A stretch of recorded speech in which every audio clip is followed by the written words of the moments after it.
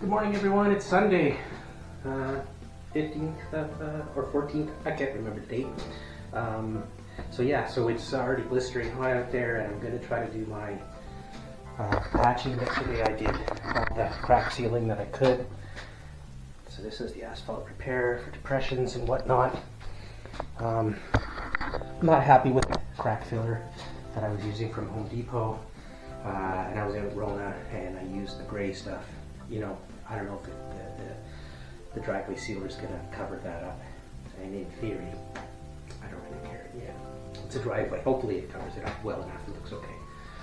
So I went to the shed. I grabbed my pounder. What do they call these?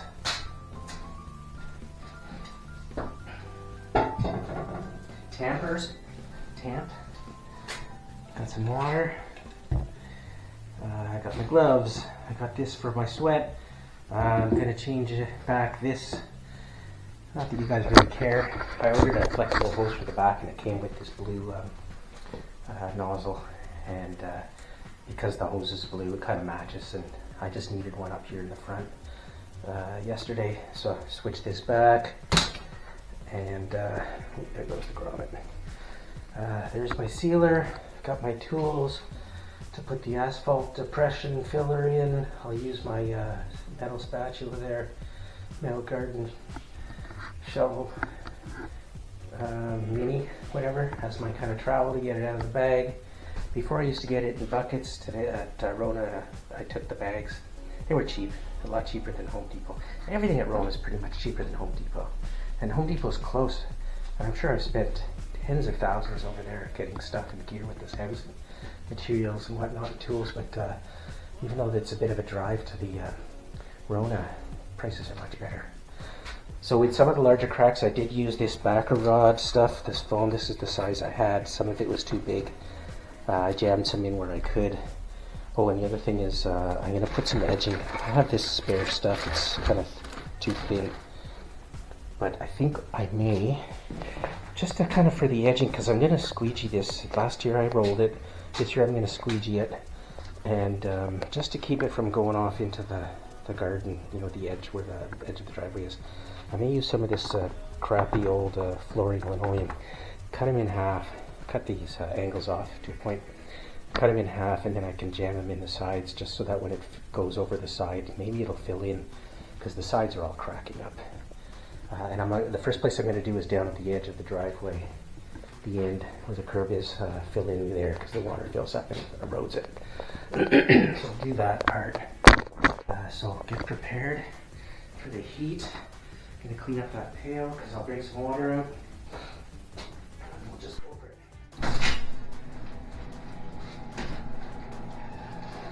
The heat locker.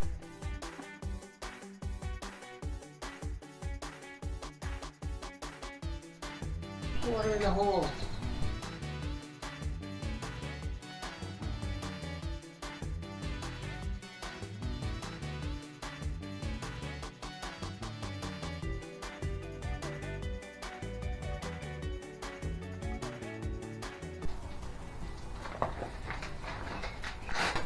Time to break the back.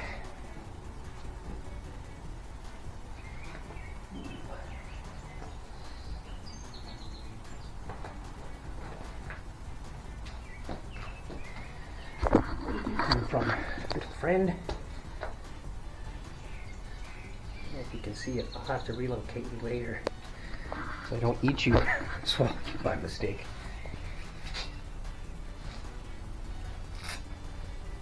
I didn't have the crushed stone on the four-wheel mini dolly there. I just throw this on that. Reel it out.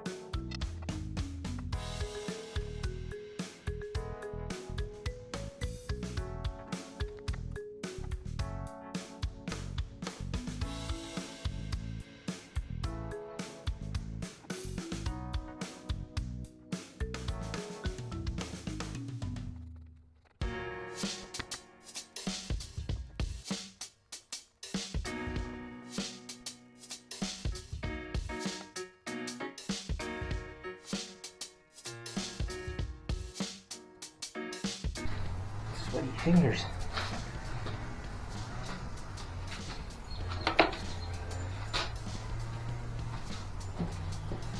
So luckily I finished in the shade. It's hot, but it's not terrible out there, but it is hot.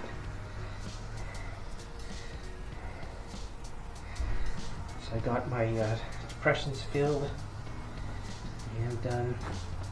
It's looking good. Just put away, clean up this stuff better later. Some garbage, I'll get this stuff out. This guy goes to the backyard, this stuff goes away. Get a shorter extension cord than what I've got for simple jobs that I don't need the 100-footer. So you go in there. This goes for the back. Now that I've got the flex hose in the back, I was going to bring this guy out and then realized no sense in switching in with the big box roller spool thing out back in here. So I'll keep this and I'll just get another. Actually, all I need really is something that can hang. That won't fray the cord, but you know, like a good sized hook of some sort. I'll see if I've got something in here.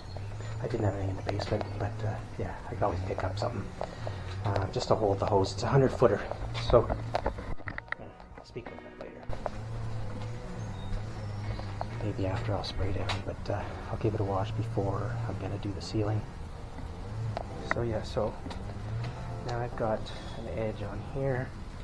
First of all, for water to drain, because in the rain it does come in. There's a little slope downwards into the garage here, so there's usually a puddle.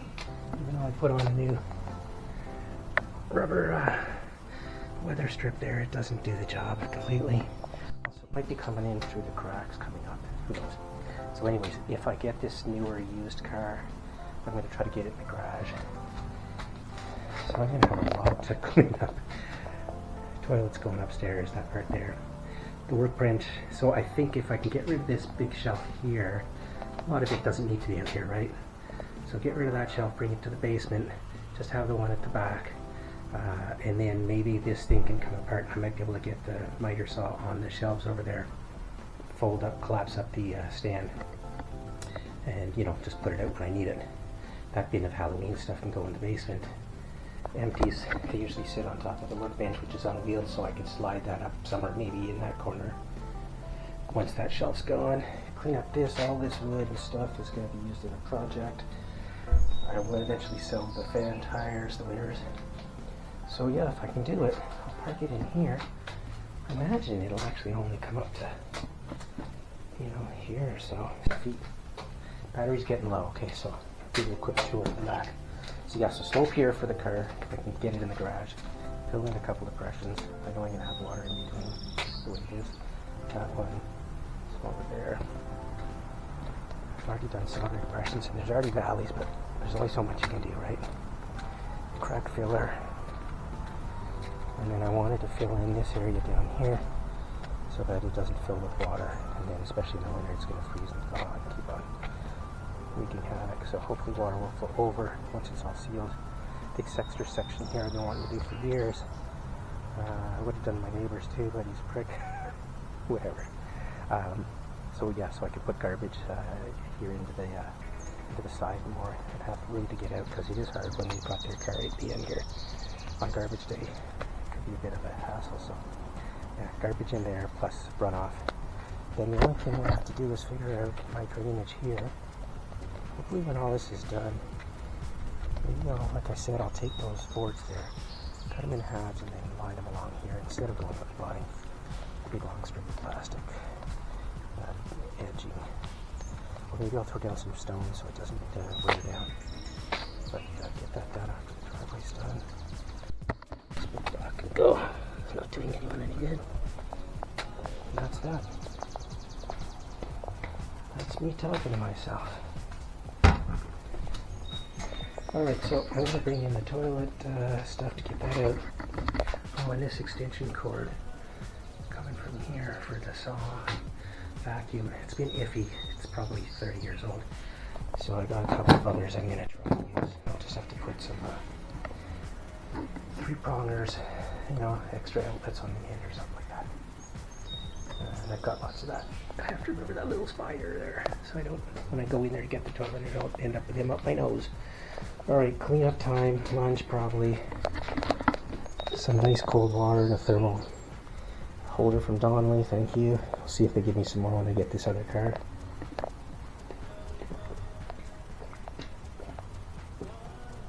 Stay hydrated, folks. Alright. Hopefully the next time you see this driveway, it's going to be nicely sealed over. Oh, and also, I cut myself short down at the end there. I don't know if you can see, but I was going out, and then somehow I'm about 5 or 6 inches off by the end, so I'm going to take over what's mine.